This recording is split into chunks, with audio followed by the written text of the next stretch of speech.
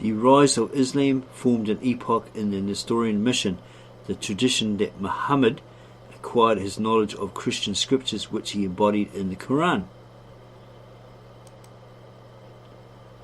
From the instruction of Sergius, a Nestorian monk, is well known as at that period the Nestorian missionaries had an extensive influence in Arabia.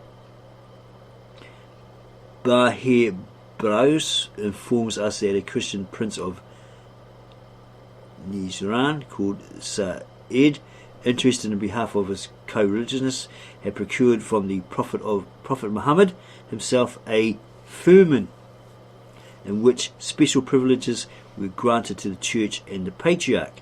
At any rate, the Christians were freed from military service, the clergy were exempted from the payment of tribute, the taxes imposed on the rich and poor were limited to 12 and 4 pieces of money respectively. The document was preserved till 1843, where it was lost during the massacre of Badr Khan Bey. When in 642 the Arabs invaded Persia, established their supremacy over the whole empire, and spread their faith throughout Asia, they found the Nestorian church already powerful in the east, which is an extensive influence even in Arabia. A bishopric was established in Kufa, and the seat of the patriarchate was later transferred from Seleucia Cepphon to Baghdad, the new capital of the caliphs. Almost all of the Christians observed a neutrality that was favourable to the invaders. It is no wonder that the Christians did not assist the Persians against their foes. They were hard pressed for centuries by the violent law of the Achaemenians, Seleucids, Parthians, Sassanians, and the Byzantine Empire, and weary of their persecutions, they welcomed the advent of the Arabs, hoping to enjoy the privileges of the monastic life under their rule. Syriac literature. Syriac literature commences with the most prominent version of the Holy Scriptures called Peshitta, the simple or plain version. The Syriac Vulgate, which seems to have been, on the whole, the work of the 2nd century. All the Assyrian Christians, whether belonging to the Jacobites or Roman communion, conspired to hold the Peshitta authoritative and to use it in their public services. The beginnings of Syriac literature are unfortunately lost in the earliest ages of our era. It flourished principally in the period between the 4th and 10th century of our era, displaying a wonderful ability of writing with the vast amount of intellectual energy. Supposedly, according to Victor N. Alexander, the native-born Aramaic-speaking translator from Bet Narain, Mesopotamia, of Assyria, and also Messianic Jew Andrew Gabriel Roth, state that they got hold of the original, perhaps hidden and preserved manuscripts, the original Eastern Peshitta, which that church uses, and translated from there, from those manuscripts. And the church had been using those, the Church of the East, the Apostolic Orthodox Church of the East, had been using those manuscript texts for centuries.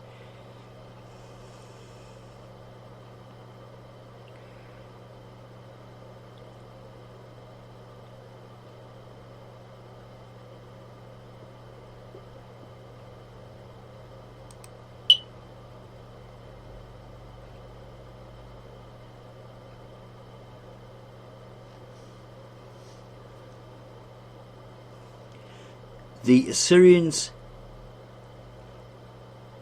didn't confine the work of their vigorous minds to compositions in their own language, but they carried their investigations into the wider field of Greek ecclesiastical and profane literature. Their plodding diligence has preserved for us in fairly good translations many valuable works of Greek fathers which would otherwise have been lost. Besides the Greek, the Nestorians seem to have acquired great eminence in the Persian and Arabic languages. To them belongs the merit of having passed on the law, Lore, of ancient Greece to the Arabs. When the Arabs saw that the learning of the East was chiefly to be found among the historians, they entrusted them with prominent positions. As treasurers, physicians and scribes, they translated for the Arabs the works of Greek philosophers and physicians like Aristotle and Galen. Asimani gives a long list of the translators and commentators upon the treatises of Aristotle.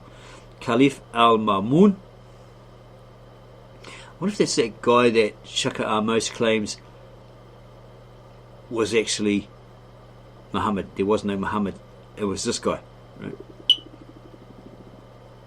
Makmun, maybe he's talking about al-Makmun. Okay, anyway, Caliph al-Ma'mun sent learned historians to Syria, Armenia and Egypt to collect manuscripts and translate them.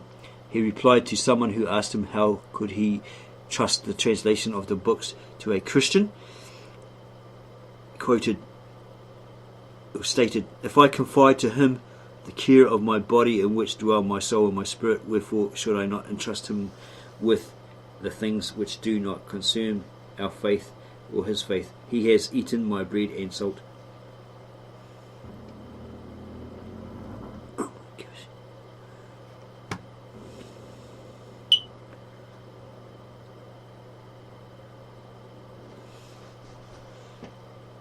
Got a footnote down the bottom here. If you are admitted to the tent of the Sheikh among Arabs, your reception there is shelter and security. If you partake of food at his table, your person is sacred and his word is your safeguard. And this Bedouin of the desert will pass you on with an escort from camp to camp, unmolested as if you were one of his tribe. Amir ibn al-As, who lived in the middle of the 7th century, entered the presence of Omar when the latter was at his table, sitting cross-legged with his companions about him in the same attitude, while in the dish before him there was hardly enough for one of the company. Amir greeted the Caliph and the latter returned the salam, exclaiming, "Amir ibn al-As, yes," was the reply. Then Omar put his hand in the dish and filled it with therid. When he reached toward Amir, saying, "Take this," so Amir sat down and took the therid in his left hand, eating it with his right, while the deputation which had accompanied him from Egypt looked on. Those that had followed him from Egypt. As soon as they had come away, the members of the deputation said to Amir, "What, pray, was that thou didst?" Amir replied, "He certainly knew well enough that I, coming from Egypt in the way that I did, could have done without therid which he offered me. But he wished to try me, and if I had not accepted it, I should have met with trouble from him. Yes, my own familiar friend, in whom I trusted, which did eat of my bread, have lifted up his heel against me." That's Psalms 51:9. Can't really see it. A public robber in Persia broke open by night the treasury of the governor of System. He advanced and perceived in the obscurity an object that sparkled at a distance as if it might be a gem. He touched it, then applied it to his lips and discovered that it was salt. Immediately he withdrew from the chamber without carrying off a single article of plunder. On the following morning the governor, informed of what was done, published a request that the invader of his premises should come to the palace and promise him entire immunity for his deed. Yaqub presented himself as directed, and on being asked how he could break open the treasury and then retire, leaving jewels and every precious thing untouched, answered, "I had tasted your salt and thus become your friend, and the laws of friendship would not permit me to rob you of anything you possessed, as I eat all the salt of the palace." Ezra 4:14. Chumble, the covenant of salt.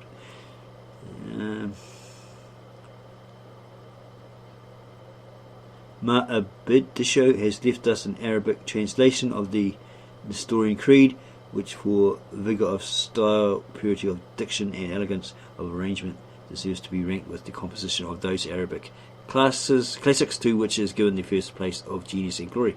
Thus, for their learning and skill, the Christians were tolerated, but not in the sense of religious equality.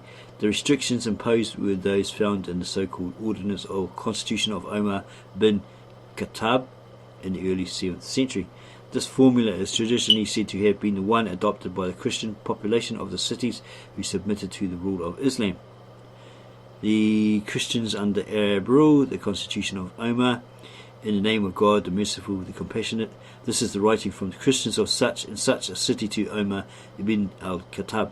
When you marched against us, we asked of you protection for ourselves, our families, our possessions, and our co-religionists, and we made this stipulation with you that we will not erect in our city or the suburbs any new monastery, church, cell or hermitage, that we will not repair any of such buildings that may fall into ruins, or renew those that may be situated in the Muslim quarters of the town, that we will not refuse the Muslims entry into our churches either by night or day, that we will open the gates wide to passengers and travellers, that we will receive any Muslim traveller into our house and give him food and lodging for 3 nights, that we will not harbour any spy in our churches or houses or conceal any enemy of the Muslims, that we will not teach our children the Quran, that we will not make a show of the Christian religion or invite anyone to embrace it, that we will not prevent any of our kinsmen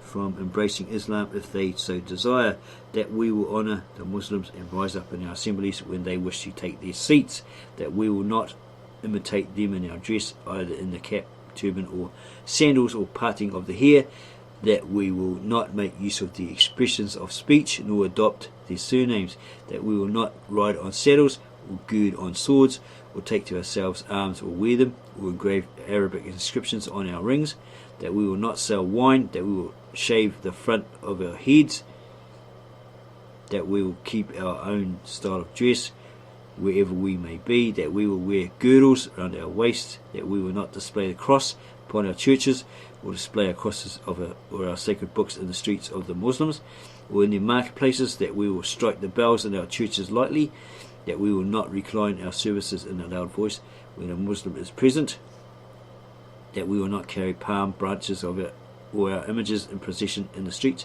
that at the burial of our dead we will not chant loudly or carry lighted candles in the streets of the Muslims or their marketplaces, that we will not take any slaves that have already been in the possession of Muslims, nor spy into their houses, and that we will not strike any Muslim. All this we promise to observe on behalf of ourselves and our co-religionists, and receive protection from you in exchange.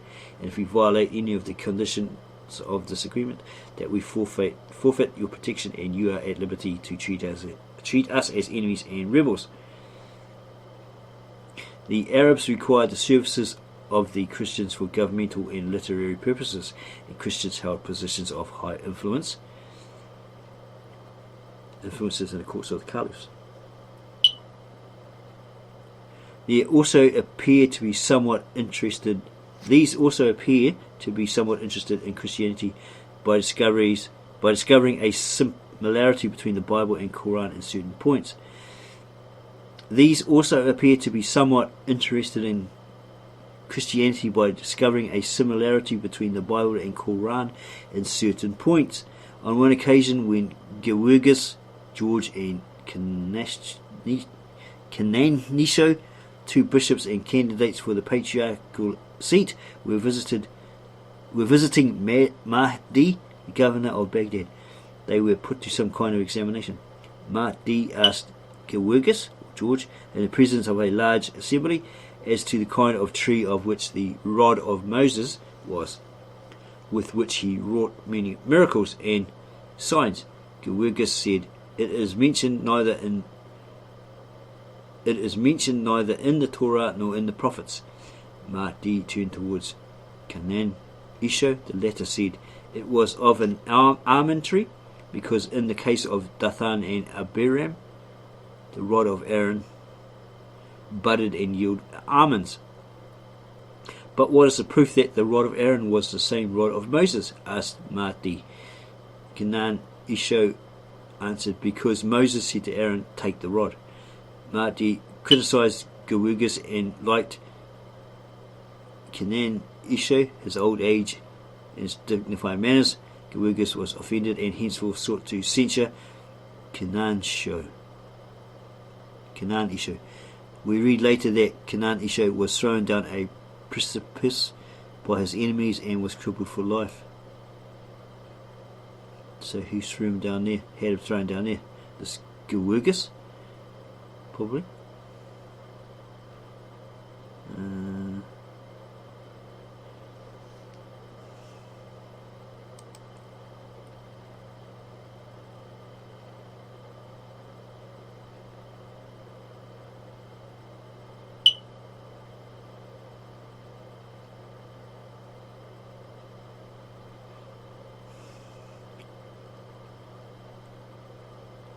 According to Bahibras, the Nestorians, like other Christian people, partook of Holy Communion during the fast of 40 days.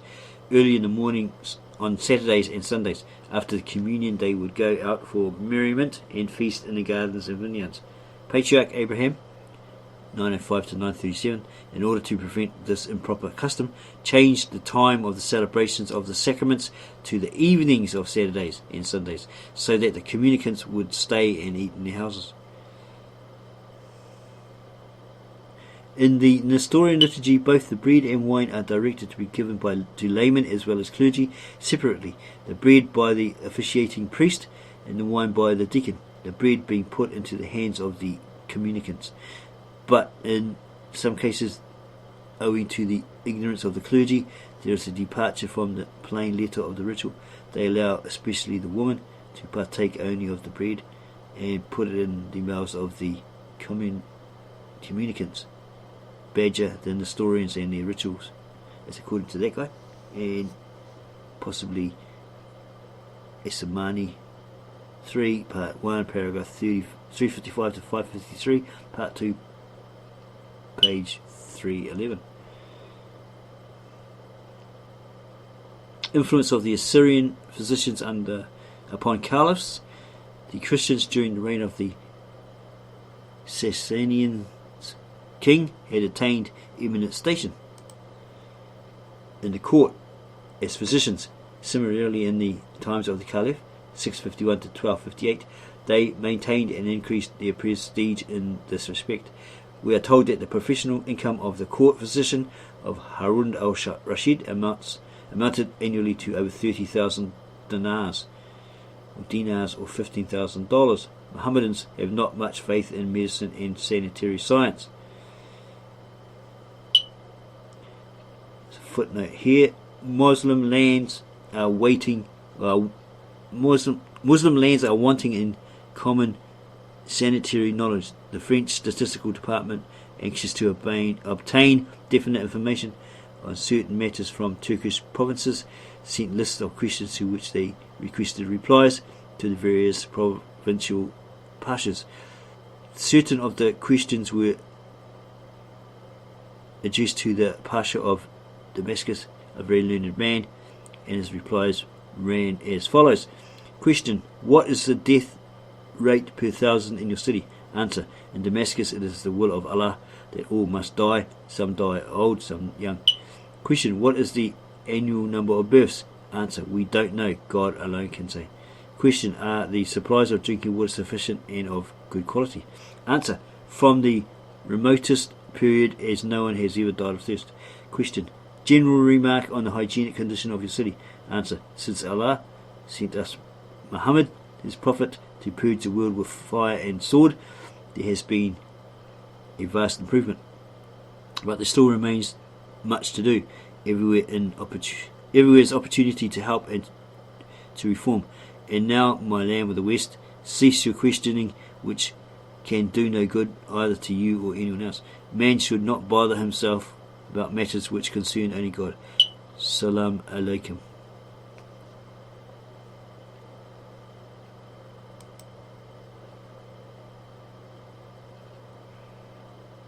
But then they later came under persecution by the caliphs. The Arabs were found not as tolerant as was expected by the Christians.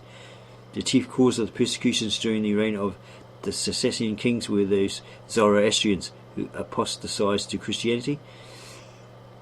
While the policy of the Arabs or Muslims was to force all to accept Islam, in order to attain to this purpose, they employed means of a false, treacherous and insidious character which are practiced in Persia to this day.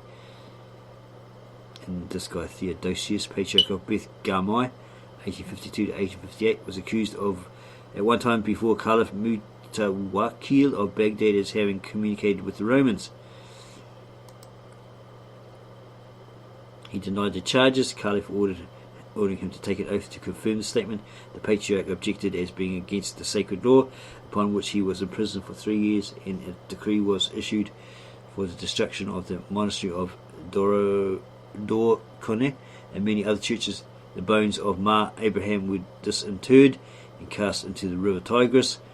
Religious services were stopped. So if this is Abraham the patriarch, then his bones, unless they were recovered, can't be wherever they claim to be,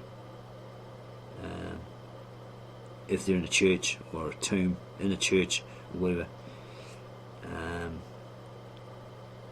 Yeah. So they must have known where these bones were, if it's Abraham the patriarch.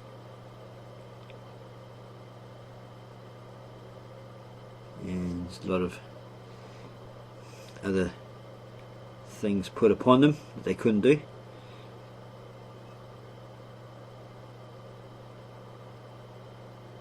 And they did some horrible things.